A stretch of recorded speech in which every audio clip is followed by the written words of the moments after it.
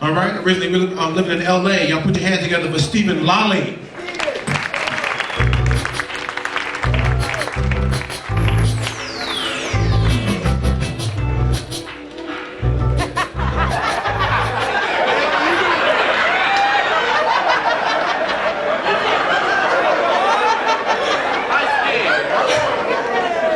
I don't know how I got here.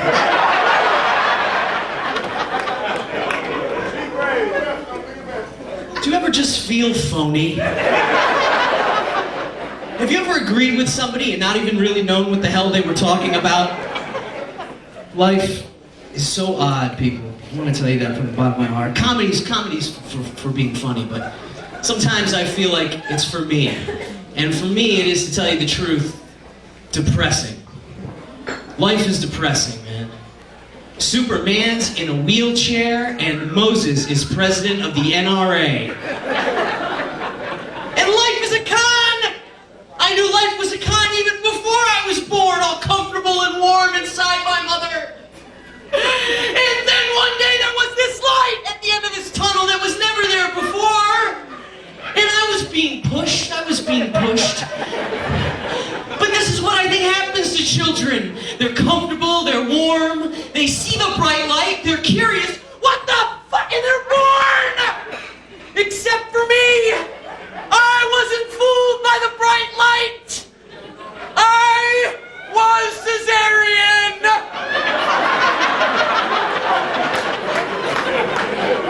They had to force my ass out! I was evicted!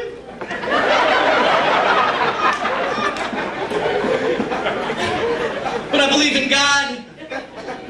I believe God exists.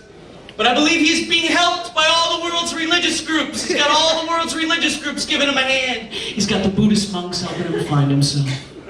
He's got the Muslims in charge of security.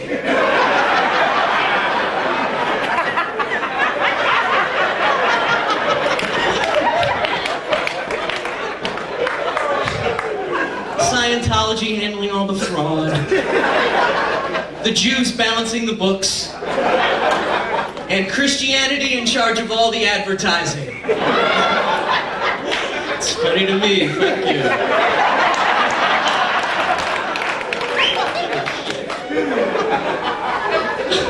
I'm vain, that means I look in the mirror a lot. I'm narcissistic, that means I'm into self-love. I'm into self-love because loneliness has been invading my privacy. I'm always in a hurry, but I never have to be anywhere. I only shoplift to avoid the lines.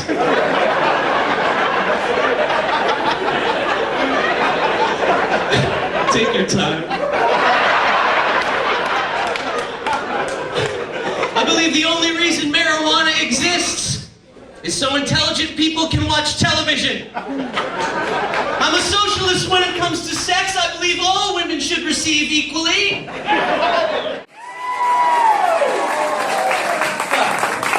I was in the bathroom taking a piss when she announced me, and you never seen a little white guy jump up and down with his dick so hard trying to shake off the last few drops. And, that is not them. I just want to let you know. That is not the last few drops. That would mean I had a sexually transmitted disease, ladies and gentlemen. That was a cup of water in my hand.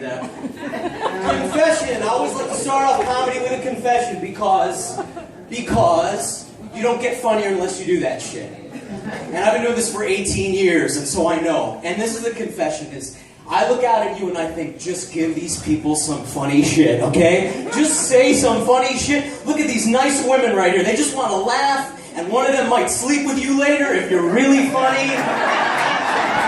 And that just happened, by the way. Whether you have money or not, one of those ladies might sleep with you later. The first one's here, and I just thought, man, maybe they'll all sleep with me. And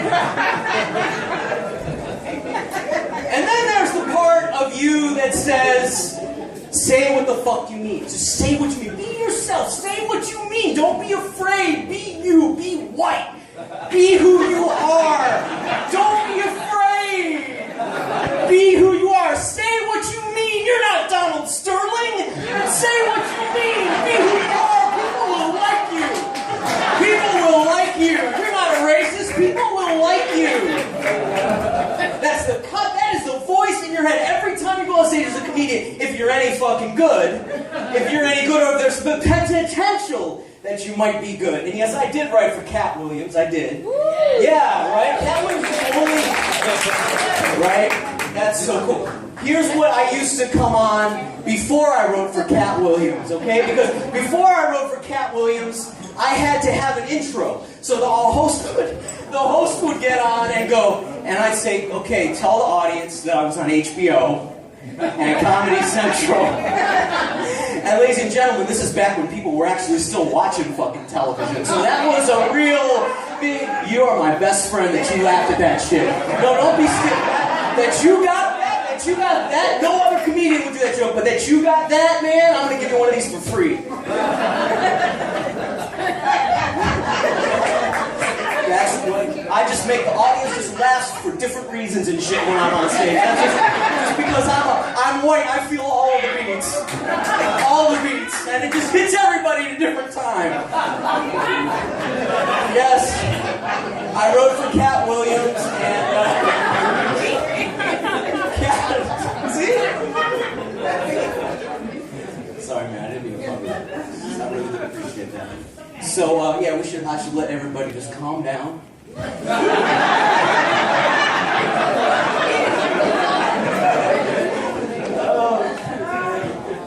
I did write for Katt Williams. That was the only break. That was a break in my career. At the peak of his fame, he took me aside and he said, "All my friends say you're funny. Everyone I know thinks you're a funny motherfucker." And I said, "But you never seen me do stand-up." He said, "It doesn't matter. It doesn't matter. You'll come and write for me. You don't have to write a goddamn thing. I write all my own shit. Every motherfucker leaves with a paycheck in this."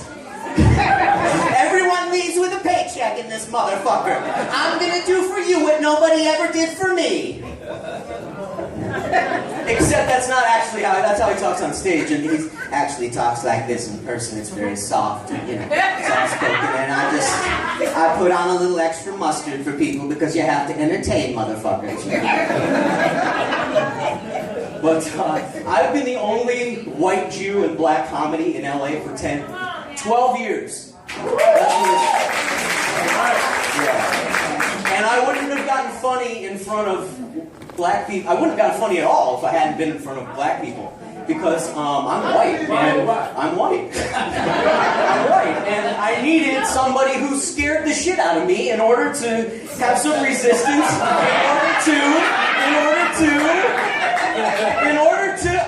in order to craft some angry, opinionated white man shit. I needed to be in front of an audience that I couldn't go tell to go fuck themselves. That's what I needed. That's what I needed. I genuinely needed to be scared. And we do. White people, we need to. I am even now, even though I'm putting on a big show, I am still a little. Just a healthy amount of fear. A healthy amount of fear. What are we gonna do? We'll tell them whatever they want to hear. We'll make them happy. We're gonna tell them we're gonna eliminate the word hate from the English language. Hate! Eliminated from the English language forever! We're gonna put up fucking billboards. Yeah, you can do that, but you're never gonna eliminate the word hate because there's things we all hate. I hate the guy with the one brake light who's pumping the brake on the freeway and I think he's making a fucking turn.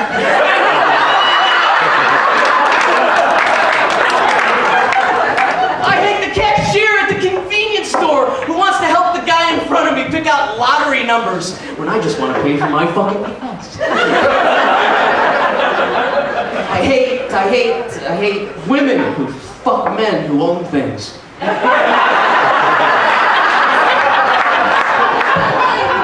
I like gay people, unless they're Martian. I like the Spanish language, except at the bank.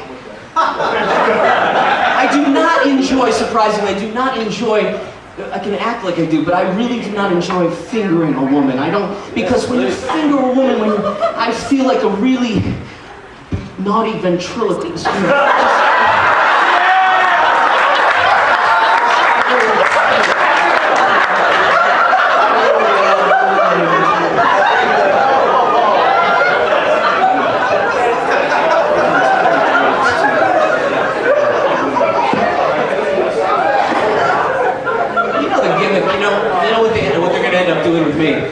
I'm gonna be a writer because I'm a personality that offends people, but I make other people laugh hard. But most people I offend, and I can't create animation, so there's nowhere for me but a writer. So I wrote a movie called Tomahawk Bloodbath. Okay, you're gonna like this. It's about a Native American serial killer who only strikes on Thanksgiving. It's fucking great. It takes place 100 years in the future, right? And it takes place in California, and Governor Schwarzenegger orders this Indian, the last one, to pay back taxes on the casino he's owned, for his family's owned for generations, and he loses the casino, and he goes fucking crazy, and he eats 7 buttons of peyote out of a cactus, and he goes and he bombs fucking liquor stores, and shoots people with bow and arrow, and scalps them, and there's 2, you know what, forget, you'll see it in theaters with Jim Carrey.